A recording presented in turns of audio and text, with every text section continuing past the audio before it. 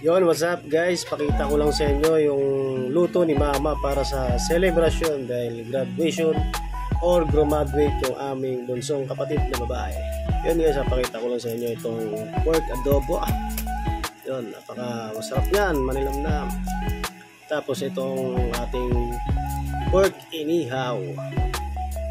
Yun, ganda ng pagkakaihaw niya at malasa. Tapos meron tayo ditong napakalupit na dinakdakan guys. Oh, yan, napakasarap niyan at swabe yung anghang niyan guys. Hindi na kinaya ni Papa yan.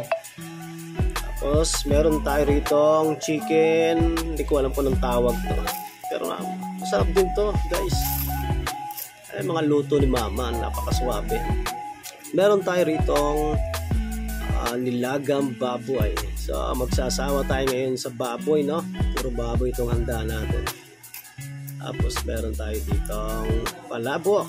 Ay, napaka-special na palabok. Napakaraming itlog at meron siyang mga hipon na maliliit, no? Swabe yan guys. Tapos itong black kuchinta. Ako, swabe. Napakasarap din yan at malambot na malambot. Yung iba kasi niyan medyo matigas, pero yan ay napakalambot. At umorder nga rin pala tayo dito ng Chooks to go guys.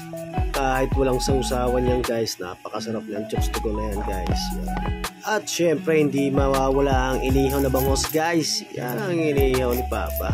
Yan, napakasolid niya at malasa rin yung bangus na yan kahit walang toyo, chili, mansi. Yan guys, flex ko lang kayo dyan. At eto na nga guys, tayo mag-uumpisa ng kumain at si Ryan mukhang maghahakot na ng pagkain. Tingnan nyo guys, oh, sasandukin na yata lahat. Na nga guys, tayo kumain at iiwasan muna natin itong pagdadayet na to.